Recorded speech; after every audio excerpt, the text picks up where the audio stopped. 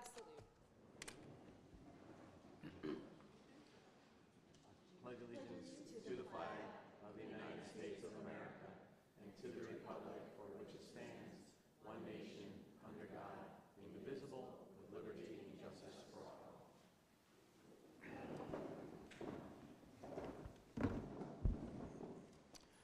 In accordance with the requirements of the Open Public Meetings Act, I wish to announce that the New Jersey Open Public Meeting Law was enacted to ensure the right of the public to have advance notice of and to attend the meeting of bodies at which any business affecting their interests is discussed or acted upon.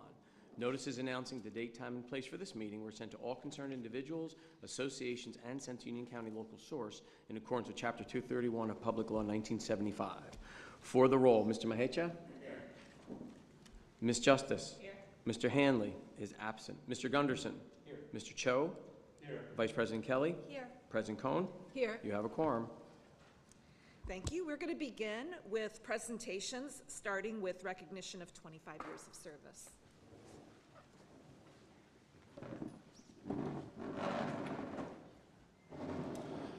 Good evening. Those of you that don't know me, I am Scott Huff, the proud superintendent of Summit Public Schools, and we're starting off the year just right. We're celebrating some of the finest teachers and staff members that we have here, 25 years. And it's my pleasure to announce the presentation of 25 Years of Service Award as we recognize employees who have dedicated their careers to serving Summit Public Schools community. Over the past year, we have had 7 employees reach this milestone. I'd like to begin by calling the Primary Center Principal, Evan Kozak, to the podium, along with Chris Robbins to join him.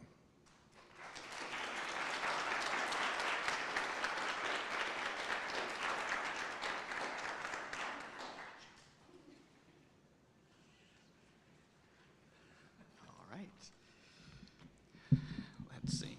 I'm used to the lower microphones because I'm so small. All right, Chris, here we go.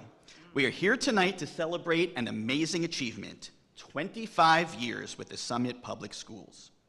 25 years represents a quarter of a century, or according to Google, a silver jubilee. 25 years ago, I graduated high school. Stop doing the math. Stop doing the math. A lot in the world began to change then. iPods and downloading became a thing. PlayStation 2 was released. Internet access was available through dial-up, if you remember that annoying sound. Big Brother and Survivor were hitting the airwaves. And Lord of the Rings was a popular movie. But much like all of these, what's my precious is how you instantly connect with your students. See how I did that? Okay. Whether as a classroom teacher or now as a learning workshop teacher, you have worked with our students who need more time and instruction to realize their potential. As the building principal, I see your impact every day. Students literally jump out of their seats to go with you to learn, literally. And to me, that's priceless. You quickly make students feel special, unique, and then we all know what happens. Students learn. I see each day how you meet with the classroom teachers to ensure each student has what he or she needs to succeed. You are also a grandmother, another special milestone. It's clear that children are special to you, and you take your responsibility to educate and motivate our young scholars seriously. Kindergarten teacher Jenny Lee Curran shared this with us. I feel so fortunate to have had Chris by my side from the moment I became a teacher. She has been a constant source of support, whether it's sharing lessons, guiding me through assessments, or simply offering thoughtful feedback about a student who may be struggling. Her generosity, patience, and willingness to collaborate have not only helped me grow as an educator, but have also made a lasting impact on students. It's hard to follow that. Your impact transcends the walls of the classroom. The love of learning you instill in our students will carry on for years to come. So here's to another 25 years. Congratulations. Congratulations.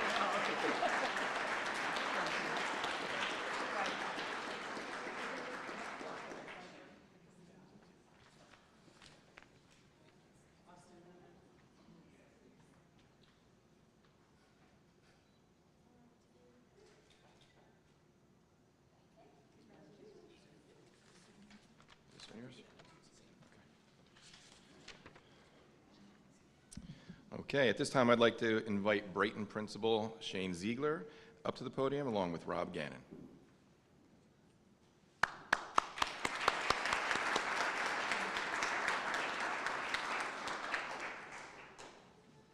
Okay, last time I touched a button. I don't want to touch a button. Thank you. I am honored today to speak about Mr. Rob Gannon, who is being recognized today for his 25 years of service. This is my third year being privileged to know Rob, and he is truly a staple at Brayton Elementary. He has served as a mentor to new teachers. He is respected and loved by his colleagues. He is a dedicated teacher who is the best person to go to if there is anything you need to know about Brayton. The question is, this is always a thing. I'm not sure, ask Rob. We'll just ask Rob, he'll know. And he does, he knows. He'll go back to all the history. One of my favorite things about Rob Gannon is how he always makes the time to talk to a student who just wants to say hi or just share their day. There is one student in particular. He will find Rob Gannon anywhere he is just to say hi, how are you? And it doesn't matter. Rob will stay there, they will sit, they will talk, and it's amazing to me because he'll find him. It doesn't matter, but that's how important. Noah. Yeah. he looks for you, but that's the impact that you made. That's the kind of teacher that he is.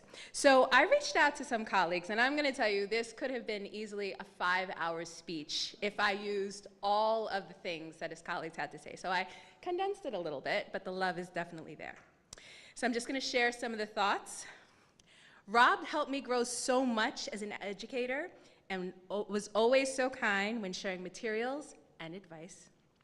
You always feel welcomed into Rob's classroom, and that's true. He has the best music. Well, second best, because I have the best music. He was the best role model and such a great mentor to new incoming teachers coming in. After working with Rob, I knew that Brayton was an amazing place full of amazing teachers. I admire his dedication to teaching, and it never goes unnoticed that he works before and after school to provide the best learning experience for his students, which is true when I thought the school was empty one time, and there's Rob working. But you'll find that often. Rob has all the components of someone who has longevity in teaching, smart, compassionate, flexible, a problem solver, and a great sense of humor. Rob is great at having the tough conversations that teachers sometimes have to have. He gets his point across effectively while still being empathetic. He's a leader of the second grade team. We used to call him Papa Smurf. Personally, I think it's because of the beard. I'm just going to say that. He cares about his colleagues and is always at the ready to help them, and he also keeps us laughing. He still cares, really cares about his students, their families, about doing well as a professional. He is always open to new ideas and new approaches, but recognizes when a current practice is still best for his students. His Robisms, your word, like saying heel toe when students are walking in the hall and their shoes are wet to keep them from slipping, or asking, is the juice worth the squeeze, when thinking about the cost benefit of an idea. But something else I want to add is that Rob Gannon loves his job, but he loves his family. It is truly a beautiful thing to see his face whenever he talks about anyone in his family. He lights up. You're probably lighting up. He lights up with pride and love, and it's always nice to have a conversation with someone who truly enjoys being with the people around him. And as an administrator, when I came into Brayton, and I, followed some pretty big shoes, Rob was welcoming, always available to answer a question or share some information, and of course, ready to share a laugh, which always makes the day better. So, Mr. Gannon, congratulations on this incredible milestone. On behalf of our entire school community, thank you for your 25 years of service, your dedication, your humor, and your heart. You are an essential part of the Brayton family, and we are so grateful for all you have given. So please join me in congratulating Rob Gannon on his 25 years at Brayton Elementary and in Summit Public Schools. Congratulations.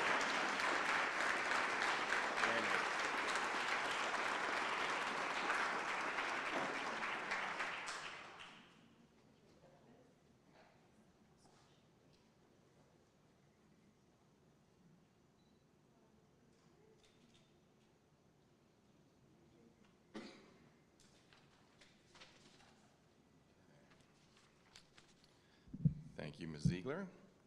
I'd like to recognize the 25-year recipients who are unable to join us tonight. Stephanie Gleason, Summit High School, Dennis McLaughlin, Brighton Elementary School. We will publicly honor 3 additional staff members at the October board meeting who could not make it tonight because of the middle school back-to-school night. So thank you all for your 25 years of loyalty and commitment to the students of Summit Public Schools. One more round of applause for them.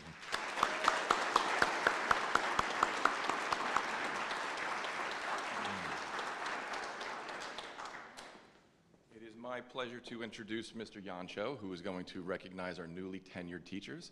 So when your name is called, please come up. I'll hand you a certificate, and then you can return to your seat. We will take a picture afterwards.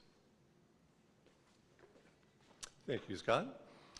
I am honored to recognize the district's newly tenured staff for demonstrating the expertise, commitment, and professionalism necessary to be a successful staff member of Summit Public Schools and completing the requirements for tenure in their position with the Summit Public Schools. When I call your name, please come up to receive your certificate of tenure, and then after the presentation, we'll take a brief recess to take a group photo outside. Start. Paolo Acosta, Summit High School.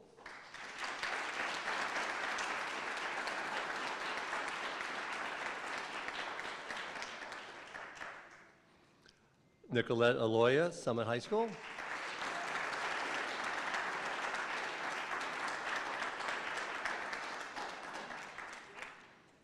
Theodora Emile, Jefferson Primary Center.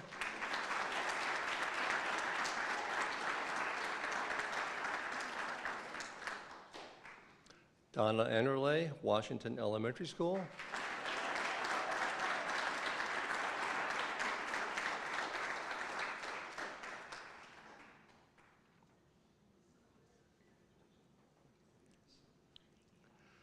Leah Adino, Franklin Elementary School.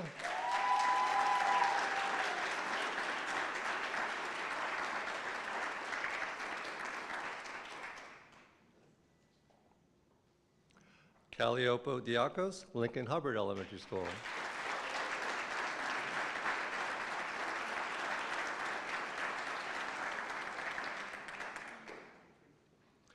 Kristen Donor, Washington Elementary School.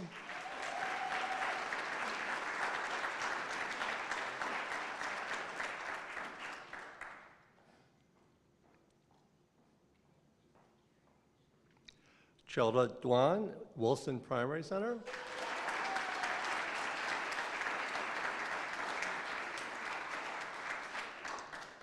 Daniel Duffy, Summit High School.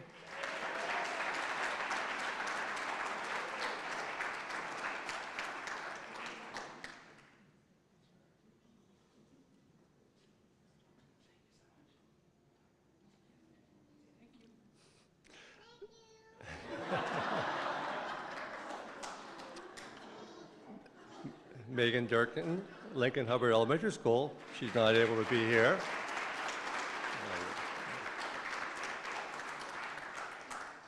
Kylie Fine, Washington Elementary School, who's unfortunately not able to attend.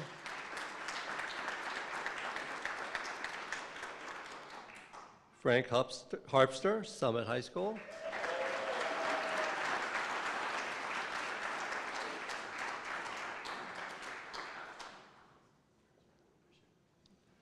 Derek Jess, the business office.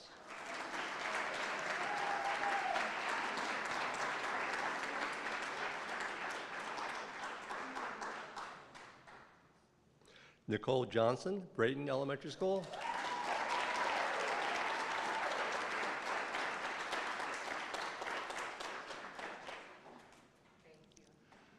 Ashley Milano, Summit High School.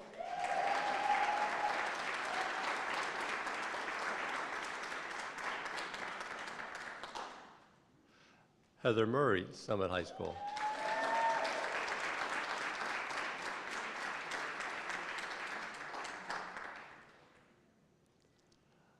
Carolyn Anovi, Summit High School.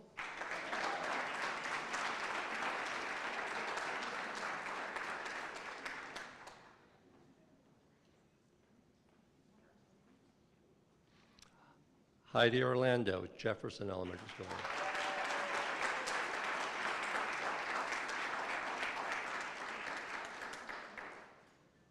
Linda Persercia, business office.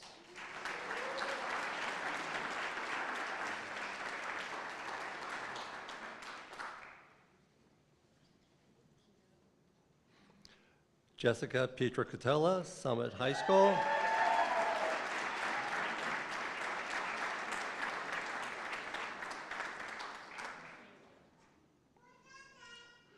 Maria Prevozdozak, Jefferson Elementary School, and she is unfortunately not here. Jennifer Pritchett, Summit High School.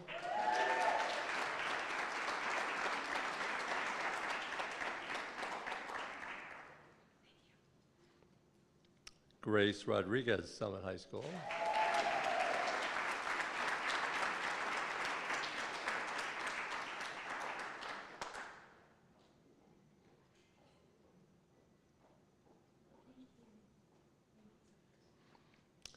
Hannah Rothstein, Summit High School, and she's not able to attend.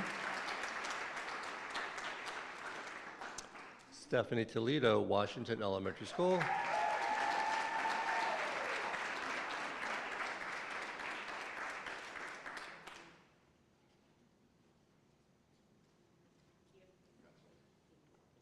Lauren Weisberg, Summit High School.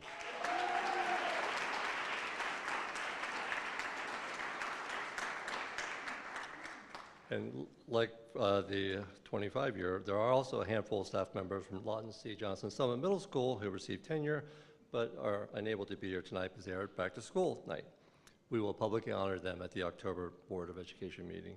Congratulations again to all of our nearly tenured staff.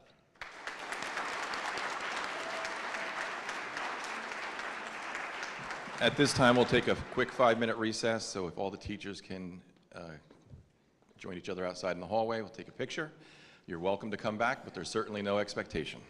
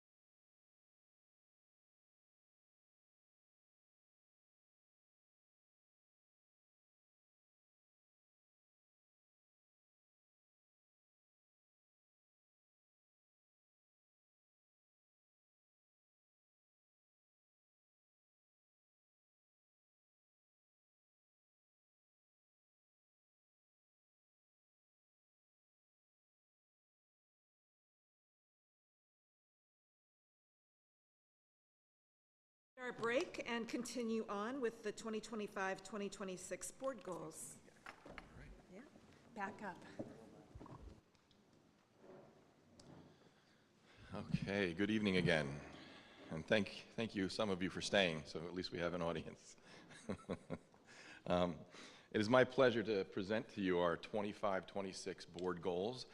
Before I do, I want to kind of draw your attention to the mission statement, which is brand new as a result of our strategic planning process, which we undertook the whole entire last year. And our new mission statement is to prepare all students to thrive in an evolving world. And you'll hear more about that as I walk you through the process. The process, which actually started last August. We contracted with the Madison Institute. This is what they do. They come to schools and do a 5-year strategic planning process. So I'm going to show you what it looked like. We talk about values, mission, vision, goals, and the next steps. So you'll see that all through this presentation and how we got here. We had a general session. We had parent focus groups. We did surveys to collect data. We have core team sessions to develop the plans and implementation teams to develop the action plans. So a little bit about that. General session. Last October, we joined here in the, well, we joined in the auditorium, the cafeteria, excuse me. More than 100 attendees, including parents, teachers, administrators, and community members, showed up to learn about the process and the role of the core team. And they participated in discussions on what we do well and areas that we should be focusing on. After that session, there was a lot of discussion about parents wanting more involvement. So we actually added a session, and we had a specific parent focus group where parents showed up. They shared their perspectives, the district's strengths and areas of growth, and they completed a survey to provide feedback with what they believe the district's values should emphasize. And the collection of data through the surveys, we surveyed students 6 through 12, very good response there, parents of current students, staff, and we even surveyed community members who don't have children in the school district. This is all part of the data collection process. From there, we formed a core team of about 28 or 30 people, which consisted of teachers, administrators, board members, parents. Some board members were parents. And we met 6 times throughout the year to assess trends that would shape students' futures, identify skills students will need to succeed, and draft goals and create aligned objectives to confirm the district's vision. So this is where a lot of work was done throughout the year with this group of people. In the core team, we were broken off into subcommittees: safety and wellness, teaching and learning, leadership and governance, community and culture, and finance and facilities. So every time we got together with the core team, we did our work within our subcommittees. After that, we formed an implementation committee where the team would consist of administrator council members, which are about 32 administrators in the district, supervisors, principals, assistant principals, and we reviewed the mission, the goals, and the vision, and we start to establish strategies to implement year-one action plans for goals and objectives. Part of the work we did, we had statements of values under each of our subcommittees, and I'd like to share that with you. I probably won't read every one word for word, but under safety and wellness, we had quite a few statements of value. Positive connections between students and teachers make for safe, productive learning. Analyzing and evaluating educational strategies is essential for ensuring they align with these foundational goals. I think we have 2 slides on teaching and learning statements of values. Current district must provide differentiated instruction and learning opportunities to allow all learners to demonstrate their knowledge. And it's our responsibility to offer responsive, data-informed professional learning experiences to faculty and staff that inform their practice and meet their emerging needs. Draw your attention to the bottom left. We need a balance between focus on well-being and achievement.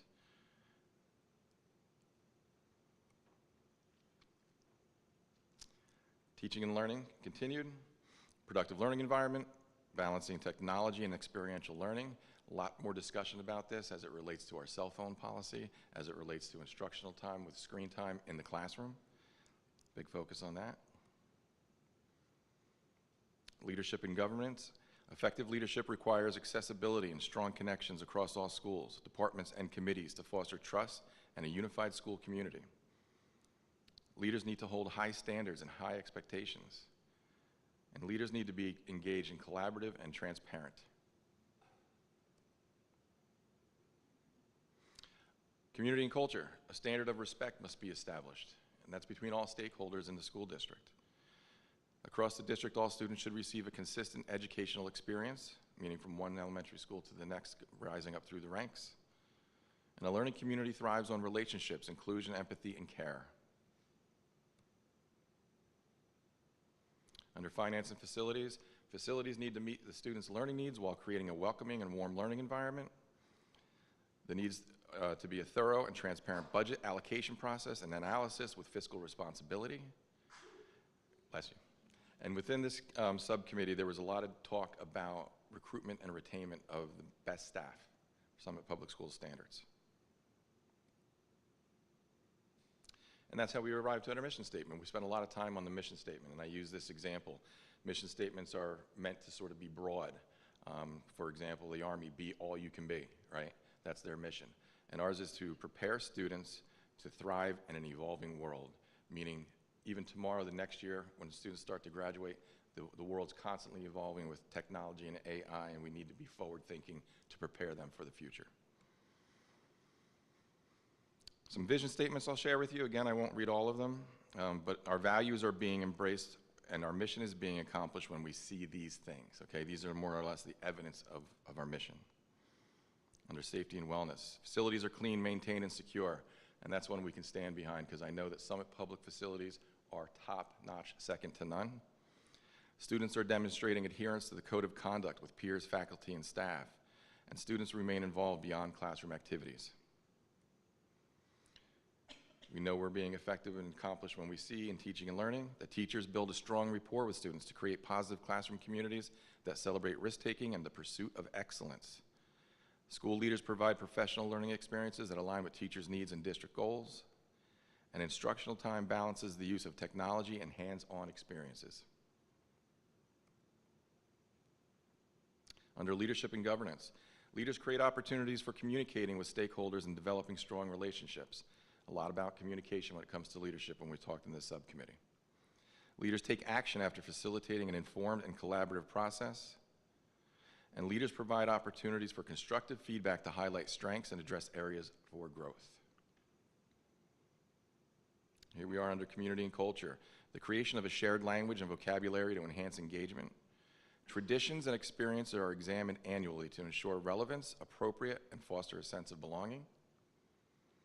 And culture's diversity and differences are celebrated during events that affirm who is represented in our schools.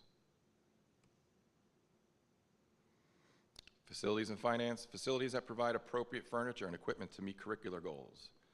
The establishment and maintenance of relationships with local colleges and universities that have teacher preparation programs. That's again part of recruiting and retaining the best staff.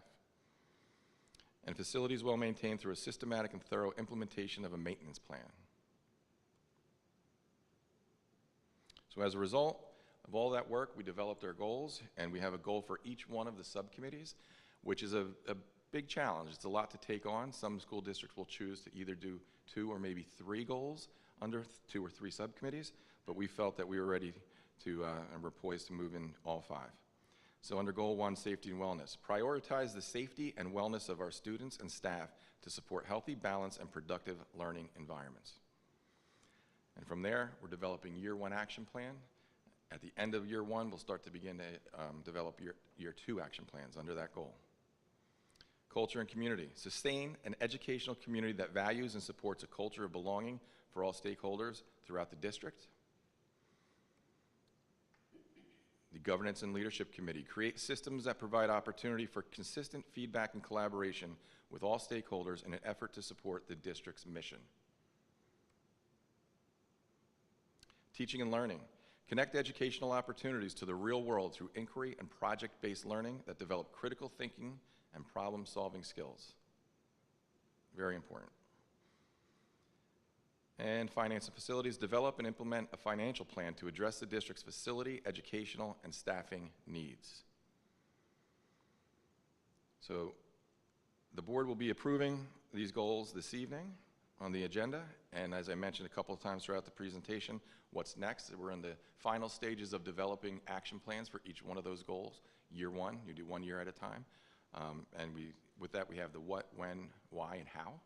okay? And we're going to stick to that, and our administrative team is developing. We had conversations just today about our facilities and finance action plan, so we're really excited. I want to thank everyone who participated in this work throughout the school year, in the board for the support on that, and they were engaged, very engaged throughout this process.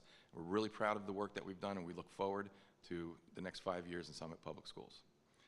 Any questions from any of the board members? And that concludes the presentation of 25-26 goals. Thank you.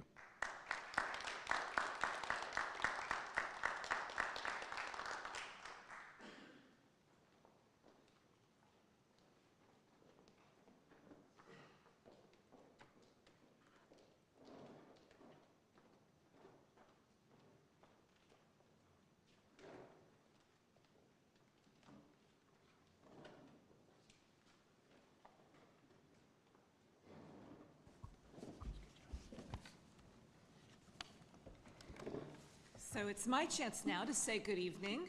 I hope that everyone has had a great start to the new school year, and it's wonderful to begin this board meeting with celebrating our new tenured staff, our 25 years of service staff, and then getting the grounding of the strategic plan goals. As you may have noticed, we have some new faces sitting alongside the Summit Board of Education tonight. Their names are Lily Silver and Hadley Taylor, and they are our new student board representatives. I'd like to share just a little bit about them and about this position that they're taking on. Hadley is a sophomore, and Lily is a junior at Summit High School. In addition to focusing on academics, Hadley is currently on the girls' cross-country team, and Lily is a member of the gymnastics team. Both Hadley and Lily were selected for this position by the high school student body in student council and class council through elections back in the spring. The Board of Education recognizes that input from students in the school district is a valued source for improving the operation of the school district. The student representatives serve for 1 school year term, and their duties include attending all board meetings, excluding any discussion of the board involving subjects which are confidential, representing all high school students within the district, and presenting student proposals and concerns to the board for its consideration, and keeping high school students informed of the business of the board by providing a monthly report to the student council concerning the activities of the board. I wanted to take this opportunity to introduce and welcome Hadley and Lily to the Board of Education. I hope that you both enjoy your experience, and we look forward to hearing from you at this meeting and every month.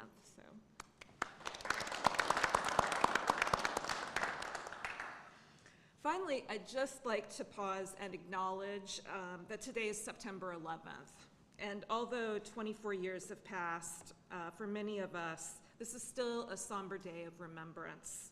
We honor those that we lost on that day, and we hold in our thoughts the families, first responders, and everyone else who continues to bear the weight of that day. And with that, I pass it on to the superintendent for the superintendent's report. Thank you, President Cohen. As many of you know, I'd like to start my report by announcing our new hires. We invite them to the board meeting and to welcome them into the Summit Public School team. And today we have one new hire that I'd like to recognize. So Ms. Gloria Wang, ESL teacher, Summit High School, will you please stand up?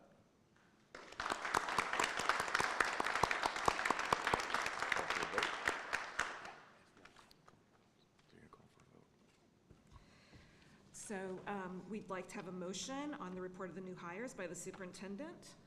So moved. Second? Are there any discussion? Mr. Mahecha? Yes. Ms. Justice? Yes. Mr. Gunderson? Yes. Mr. Cho? Yes. Vice President Kelly? Yes. President Cohen? Yes. Motion carries. It's official. Congratulations. We look forward to your contribution. Okay. So I certainly appreciate your words on 9/11, President Cohen. I too would be remiss if I didn't have a comment myself, seeing that we're coming together today on the 9/11 anniversary, 24 years. And as I was looking for the right words and considering what I should be saying, I just came across some very, very great words from one of our beloved principals, Ms. Stacy Grimaldi. a statement, a passage she read to her staff this morning. So when I read that, I said to myself, this is it. I can't do any better. So I have her permission to share the words, and it captures, I think, all of our feelings. 24 years ago today, many Americans woke up and went about their typical morning routine. People made breakfast, went to work, took care of loved ones, went to school, or boarded a plane for a business trip, vacation, or new adventure. Tuesday, September 11th, 2001 turned out to be anything but ordinary. It became a day that has changed us as a country. On that morning, 2,328 people went to work in the World Trade Center or the Pentagon. 246 people boarded planes, and 403 police officers, firefighters, and first responders prepared for their shifts. None of these individuals survived that day due to the actions of terrorists who attacked our country. These facts will always be a part of our country's history. What many people also remember about that morning is the incredible blue sky as they started the day.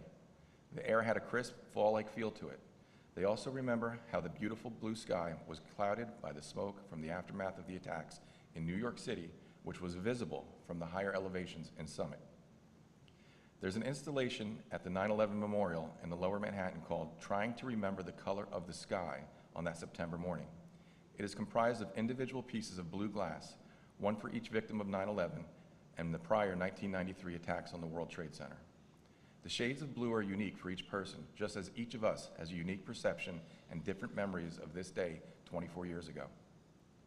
The quotation from Virgil, "No day shall erase you from the memory of time," is sculpted from steel from the towers and is mounted with the tiles. Today we pause to not only remember the beautiful sky on September 11th, 2001, we pause to remember the many lives scarred by loss, including the families and friends of 10 Summit residents who lost their lives that day. We remember that many people who stepped up to help on that day and in these days and weeks that followed. We remember with gratitude the way the Summit Public Schools staff, students, and community came together to support each other that day and the days that followed. We remember that the loss that day was not only Americans' loss, but the loss of people from almost 100 countries from every race and religion. There are other things that we need to remember about that day. It was not only the tragic events of September 11th that united us and changed our behavior. More so, it was our collective response as a community and a nation.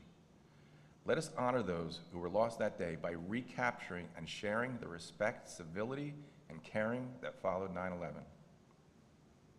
I ask that we now pause for a moment of silence in remembrance of that day and what that means to us.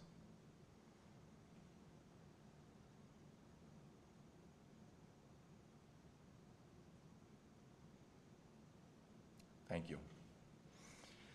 Continuing with my report, we had a wonderful opening to the start of the school year. Our staff was welcomed by our high school band and cheerleaders opening day, and we're off to a great start, and we're looking forward to another successful year in Summit Public Schools. And as I like to do, share the happenings that are going on in the schools. We've only been in about a week, but we have some good information to share. The primary centers welcomed hundreds of new Hilltoppers to Summit Learning Community. Our dedicated staff have been helping our youngest scholars settle into their classrooms, form relationships, and practice routines of being thoughtful community members. At Brayton Elementary School, they were excited to welcome both returning and new Bobcats. The week wrapped up with the first School Spirit Assembly of the year, where students came together to celebrate community and review school-wide expectations. Over at Franklin Elementary School, Principal Culinary and School Counselor Ms. Audino met with each grade level to talk about important topics such as recess and lunch expectations, safety drills, and how to handle conflict. The week ended with a high note and a lively welcome back party hosted by the PTO. Jefferson Elementary School kicked off the year by unveiling its new PBS-IS theme, that's Positive Behavioral Support in Schools. The Jaguars will have grit, respect, and responsibility. Adding to the excitement, students began enjoying the brand new playground and blacktop, which have already become a favorite spot for fun and connections. Lincoln Hubbard began the school year by establishing new routines and welcoming new faces, including a new principal, Mr. Ray Santana. Students spent the week getting to know their classmates, teachers, and grade level expectations, and back to school night was a highlight with students guiding parents through the building last night. Washington Elementary School students are settling into their classrooms as routines and procedures take hold. Families recently gathered for a smooth, successful back to school night where parents met teachers and saw learning spaces come to life. And at the middle school, staff are putting the finishing touches on their preparations. They're currently having a back to school night as we speak, or as I speak, and teachers are eagerly welcoming families into the classrooms to share more information about the exciting year to come. In the arts, the marching band will take the field at the weekend's home game with auditions for ensembles and fall productions that are already underway at both the high school and the middle school. Our high school choir and theater students are settling into beautiful renovated rehearsal spaces, and our fine arts team is busy planning engaging displays throughout the district. And in the world of athletics, our boys cross country opened the season at the Oak Ridge Invitational. Varsity placed 4th overall, JV placed 1st, and the freshmen placed 4th overall.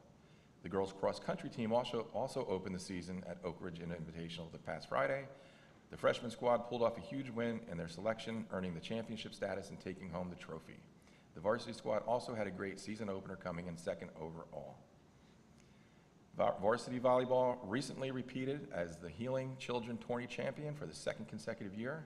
And the sailing team had their first regatta on Saturday at Tom's River Yacht Club. We sent 2 teams, 8 total sailors. All Hilltopper A team finished a few races in 2nd and 3rd place. And the boys varsity soccer team dropped a hard-fought home opener, but there still was cause for celebration last week as senior captain Eric Outwater announced his commitment to play soccer next year at Middlebury College, an NCAA Division III powerhouse currently ranked 3 in the nation. And that concludes my report for this month. Thank you. So do we have a motion on item 6B in the agenda for the superintendent's recommendations on HIB investigations? Is there a motion? So moved. Any discussion? Mr. Mahecha? Yes. Ms. Justice? Yes. Mr. Gunderson? Yes. Mr. Cho? Yes. Vice President Kelly? Yes. President Cohen? Yes. You have motion passes. And now we turn to our student board representatives for their report. Hi, so again, my name is Lily Silver. And my name is Hadley Taylor. We are your Student Board of Education representatives for this year. We are so excited to work with you this school year, and we hope to be effective communicators and bring the best outcomes for our SHS students. This year, we're especially emphasizing raising school spirit, as we did a poll at the end of the last school year, and a lot of kids said that this is what we were missing. And one of the ways that we're doing this is through Hilltopper Points, which was briefly introduced last year but never really took off. So we're creating a poster that will just be displayed at the front of the school to track each class's points, and it's just a fun way to measure a school spirit. To kick off this school year, we are also having a pep rally next Friday, September 19th. We have a really fun Spirit Week lined up with themes like Summit Gear Day and Jersey Day. We are really aiming for student participation to achieve this goal of increasing school spirit. We have a lot of fun games for the students and faculty who will be involved in it, and again, we are super excited.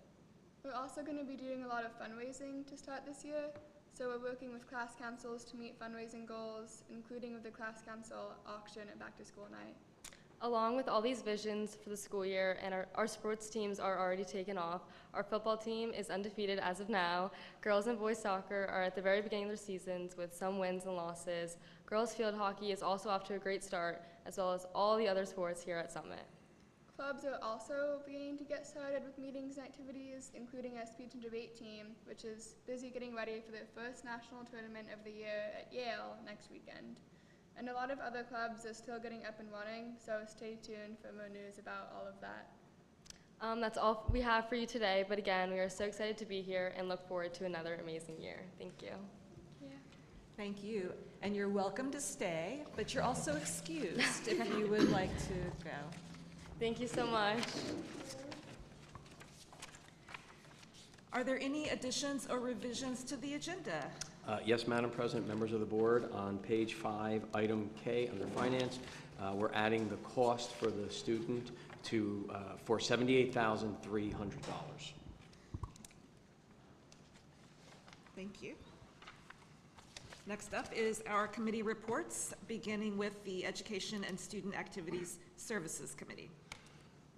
The Education and Student Activities Services Committee met on September 3rd, 12 noon for 45 minutes. The members in attendance were Superintendent Scott Huff, Director of Curriculum Heather Rocco, board members Melanie Cohn, Walida Justice, and myself. The topics discussed. First, K through 12 curriculum updates. There are some new courses at the middle and high schools, computer-aided drafting and advanced computer-aided drafting for grades 6 through 8, Algebra 1B, Unified Photography, Concepts of Geometry, LLD, Concepts of World History, LLD, and Unified Foods for grades 9 through 12, and a dance curriculum implemented for grades K through 12. There are also curriculum updates to the STEAM labs for grades 1 through 5, and revisions to the math curriculum for grades 6 through 12 to align with the updated state standards. The second item was the school calendar for the 26-27 school year.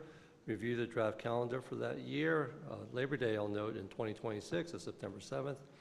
After review by the school board, it will be the proposed calendar will be presented and voted on in the October board meeting. The board goals, as presented by Superintendent Scott Huff, the new goals will be voted on at this meeting. The next item was a district staff professional development plan, Summit Collaborative. The PD plan for the 25-26 year was reviewed. The first 2 professional development days were held prior to the start of the school year. Those sessions were led by respective building principals. The remaining PD days, which are 4 half-days during the school year, will be topic-specific more by grade level. Small groups are working on the content, course materials, and to set up the schedule to align with the PD calendar for the year. And then the last item was the Summit Wellness Symposium. This event was first held at the high school for parents in the community in 2023. At the time, the goal was to have the event every 2 years. We're now proposing to hold the event again in May of 2026. And we'll seek, the administration will seek some grant money to help pay for the costs for speakers and such. The next meeting will be October 3rd at 12 noon, and there are no board action items. I'm sorry, there is one board action item in the agenda, approval of the new courses.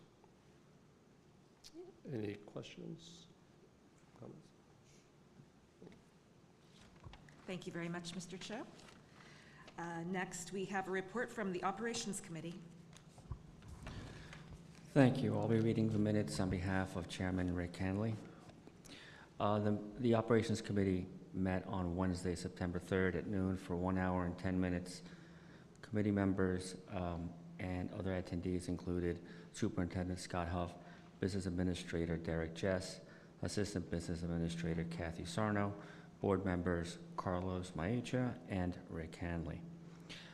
The items discussed on this month's agenda include the Business Administrator's Office presented work to date completed on various reports and models to be utilized in the upcoming budget cycle planning.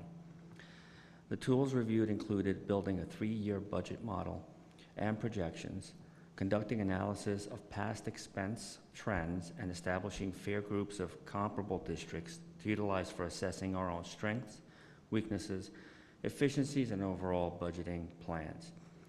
The committee also discussed on what was the thinking on our drivers of currently used numbers presented in the forecasts, and how might these numbers evolve as the tools are finalized. We also discussed what additional data might be included that is not currently represented that would make the reporting more useful and insightful. Once the tools are compiled and data fine-tuned, how we'll use those tools and analysis in order to improve on the budgeting discussions, planning, and execution. Another topic was brought up by myself. Committee member Maecha proposed that the Operations Committee should be given an opportunity for a review of the proposed SEF programming grants for budget impact and planning purposes prior to the board vote. The committee discussed and concluded unanimously that this would be effective in planning the district budget looking forward. Our next meeting is on October 1st at noon. Respectfully submitted by Rick Hanley. Thank you. Any questions? Yeah, Mr. Maka, just a question with respect to the review of the SEF grants. The SEF grants is money donated by the community to support the academic programming. Can you provide just a little bit more explanation as to why the Ops Committee, which I normally think of as sort of focusing on money going out the door, needs to review money coming in? Yeah, there have been instances where grants that are given also require eventual district assumption of costs. There could be that possibility. I believe it has happened in the past. So that is the Ops Committee thought that it would be good to assess any of those possibilities in order to be prepared and plan for the future. And if I could just add on that, I think when we looked at the budget process from last year, one of the kind of key things, as Mr. Maja points out, was that, you know, it's wonderful the SCF grants can cover the cost of a teacher for 1 to 2 years. But as we absorbed a handful of teachers, you know, 3 to 5 years later, I think it's important that the Ops Committee has a line of sight on the long-term impact of, you know, adding additional staff to the budget.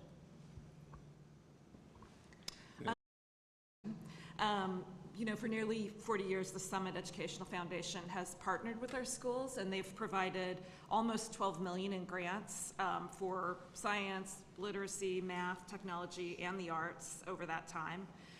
Given that long and positive relationship and recognizing that SEF is an independent funder while the board is a recipient in the role of recipient, did the Operations Committee discuss how best to approach SEF with this new request for pre-review of their proposed programming grants? I just want to be sure that we maintain the strength of that partnership and don't inadvertently put their support at risk. Yes, and I think we all are very appreciative and support all the great work that SEF does. I know I do. We are looking to leverage our board member, Mr. Cho, who is the liaison with SEF and has a great relationship and is a very great speaker and has great experience, to discuss with them how we can get this information a little earlier. I did communicate to Mr. Cho as soon as the decision was made last week so that the process could begin.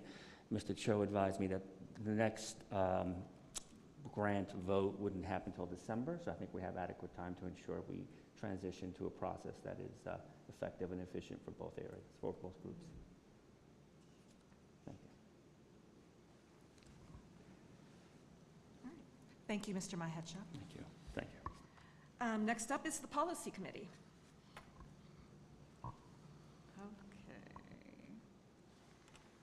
The Policy Committee met on Wednesday, September 3rd. We met for 24 minutes. Let's see, board members in attendance were myself, Mark Gunderson, and Rick Hanley. And administration was Scott Huff, Robert Gardella, and Kathleen Murphy. And the policies we discussed were the following. Policy 0173, duties of public school accountant. Policy 0173 includes recommended revisions regarding the responsibilities of the licensed public school accountant.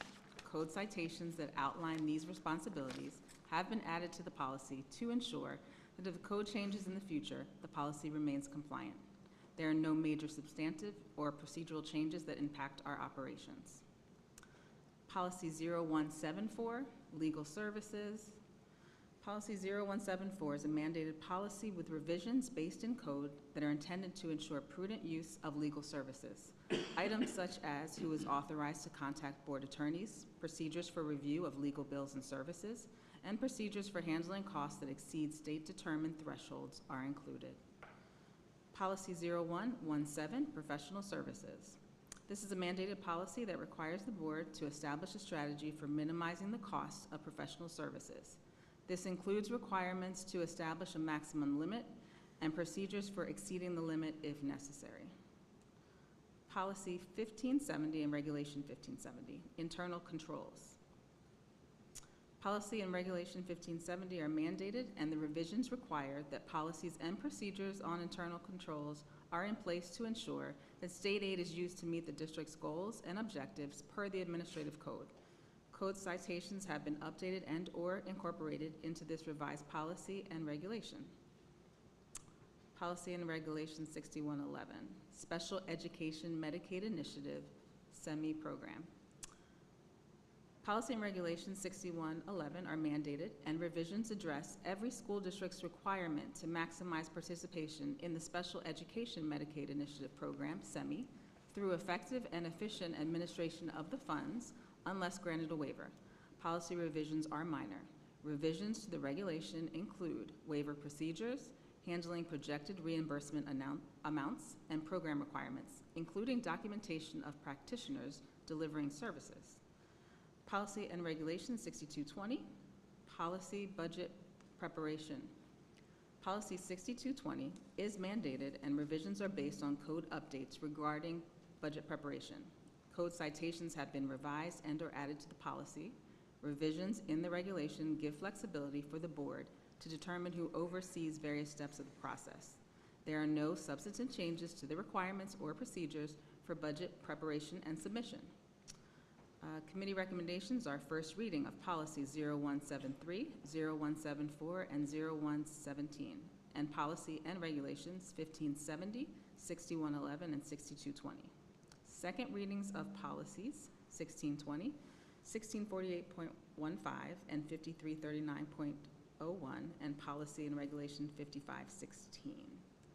Our next meeting will be Wednesday, October 1st at 9:30. Does anyone have any questions?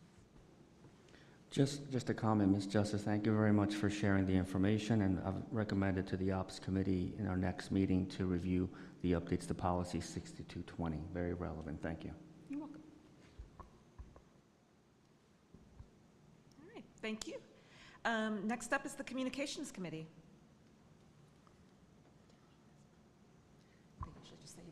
Yeah, the Communications Committee did not meet this month. We are going to meet on October 7th, our next meeting. Thank you. Thank you.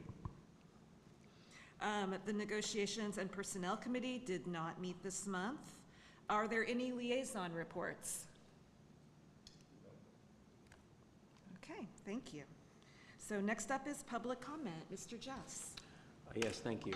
Good evening, everybody. Anyone wishing to speak shall first seek recognition by the presiding officer. Please come to the microphone and state your name and address in a clear, audible tone for the record. Please direct all comments to the board president and not an individual member of the board. And please remember to conduct yourself with decorum and respect when speaking and addressing the board. Unless additional time is granted by the board president, please be respectful and keep your comments to 3 minutes or less. In addition, please note that this portion of the meeting is for public comment and not meant to be a back and forth. Upon closure of public comment, information that is available to answer questions will be provided. If information is not readily available, the question will be answered by the superintendent or his designee as soon as the information is readily available. Thank you. So beginning with public comments on items on the agenda. Seeing none. Public comments on items not on the agenda.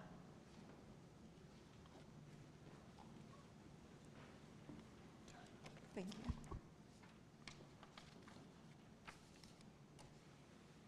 you. Good evening, President Cohn, Business Manager, Superintendent Huff, members of the board and staff. I'm Jim Bennett, B-E-N-N-E-T-T, 38 Fairview Avenue. When I was last here, I called for a budget process that mirrors the city's. This evening, I want to focus on real and personal tangible property that the district may own or consider buying, including capital assets. Nearly 20 years ago, then business manager Louis Pepe said something that stuck with me. Mr. Pepe commented on the Summit Education Foundation's Operation Laptop, which some of you may remember. The objective was to provide a laptop computer to every high school student. Mr. Pepe said that the district was grateful for the gift, but once we had the laptops, the district had to inventory them, maintain them, replace them as they reached the end of their useful lives, and account for their rapid obsolescence. The larger point is that, yes, we like tangible assets, but there is a cost of ownership. Vehicles, buildings, athletic fields, and equipment require maintenance, and they depreciate. My first call is to conduct the district's business with increased awareness of this cost. We want to turf athletic fields, but are we considering the useful life of the field and budgeting for the eventual need to replace it? Are we considering that cost in deciding whether to have one more field? Will something simpler and less expensive do? Or will not having it still meet the need? Should we mothball a building, for example, for future demand and move into existing stock?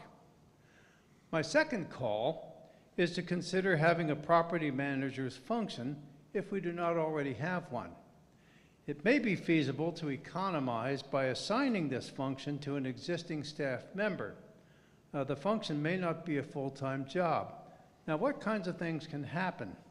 In Summit, we've seen the Anderson Fieldhouse, the Wilson Gym, which is a board asset, the Springfield Avenue parking garage, the Wilson tennis courts, and the Wilson paddleboard courts fall into disrepair. 2 of these structures had to be torn down, and 3 required emergency funding. The school district is also subject to these exigencies.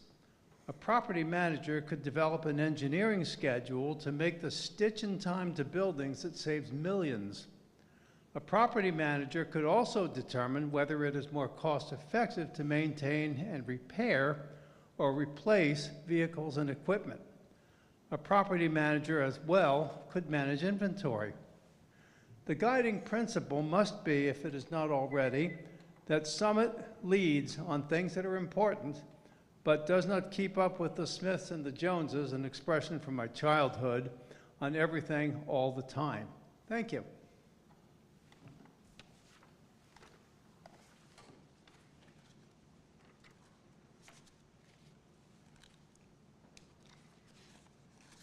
Is there a motion for a close of public comment?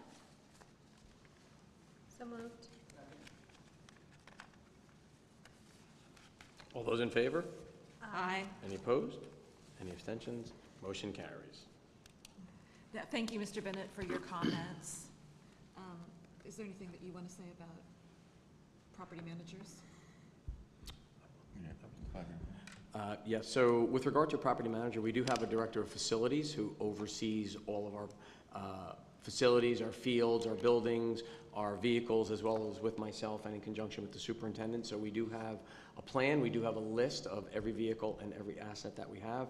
With regards to your earlier comment regarding the laptops, our tech department is very good at keeping inventory of those and managing their repair, managing the inventory of the supplies that are needed to repair those as well. The district also utilizes our architects of record as well as our engineers of record to help us conduct studies for the useful life of all of our facilities, and every 5 years the district is required to submit a long-range facility plan to the Department of Education, which lists every single building, every room within that building, every space within that building, the size of it, the condition of it, what's proposed, and what is existing in that facility as well. So we are on top of that, and we try our best to make sure that our buildings, our facilities, our vehicles, our property is current, is safe, and is well maintained. Thank you very much, Mr. Jess. Next up is agenda item 11, approval of the board minutes. Do I have a motion? Second. Any discussion? All those in favor? Aye. Any opposed? Any abstentions? Motion carries. Agenda item 12, curriculum, instruction, and program. Items A and B. Is there a motion?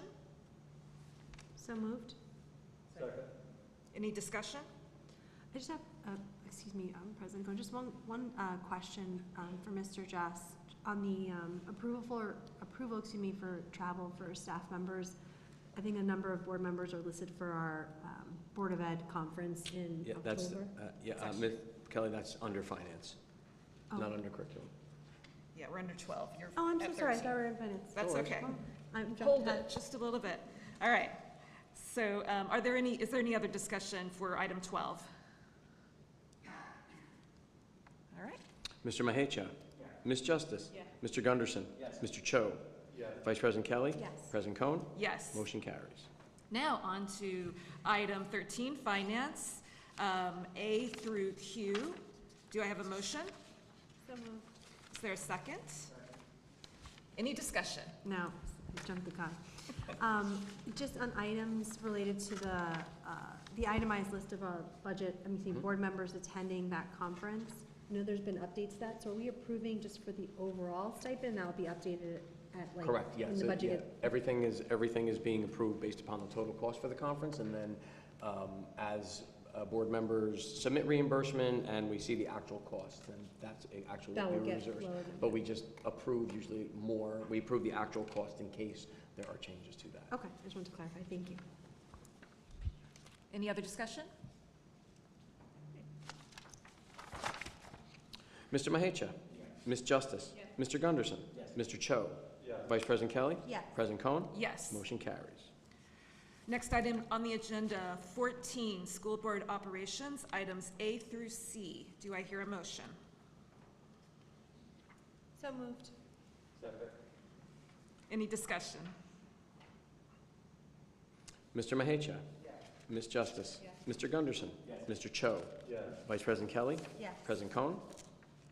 Yes. Motion carries. Agenda item 15, personnel, items A through DD. Is there a motion? Any discussion? Mr. Mahecha? Ms. Justice? Mr. Gunderson? Mr. Cho? Vice President Kelly? Yes. President Cohen? Yes. Motion carries. And finally, item 16, policies and regulations, the first reading and second reading as described in the policy committee minutes. Do I have a motion? Second. Any discussion? Mr. Mahecha? Ms. Justice? Mr. Gunderson? Mr. Cho? Vice President Kelly? Yes. President Cohen? Yes. Motion carries. We have a need for executive session, so Mr. Jess, could you read the resolution? Yes, whereas pursuant to NJSA 10:4-12B, the Board of Education may exclude the public from that portion of a public meeting wherein the board discusses any of the matters set forth at NJSA 10:4-12B, items 1 through 9. Now therefore be it resolved that in accordance with the provisions of the Open Public Meetings Act, the Board of Education shall conduct a closed session pursuant to the provisions of NJSA 10:4-12B for the purpose of discussing the following matters. Matters covered by attorney-client privilege and pending or anticipated litigation. It is anticipated that the length of time of this executive session will be 20 minutes and that no action will be taken in public after the executive session. May we have a motion for executive session, please? So moved. Thank you. May I have a second? Second. Thank you. Is there any discussion? All those in favor? Aye. Any opposed? Any abstention? Motion carries. And since the board will not be returning, may we have a motion to adjourn, please? So moved. Thank you. Second. Is there any discussion? Yes, I do want to mention something. I do want to acknowledge and thank the board and the administration. We've made improvements to the public comment, if you haven't noticed, where if the questions can be answered at the meeting, they'll be answered at the meeting, and if not, there will be follow-up, and we ensure that the questions get answered within a reasonable time frame. So just wanted to call that out and thank the board and administration for that improvement. Thank you. Anyone else?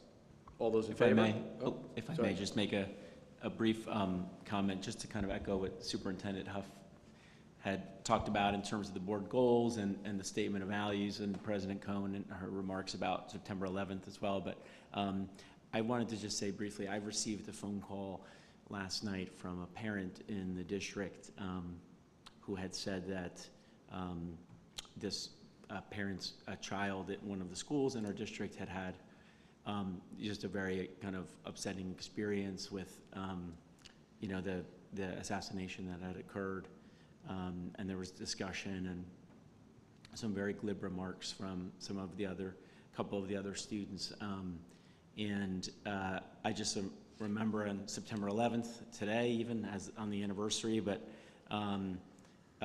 just the remarks around our first core value of safety and respect, and I just, you know, appreciate the direction of the administration to really create an environment of, you know, of respect for different viewpoints.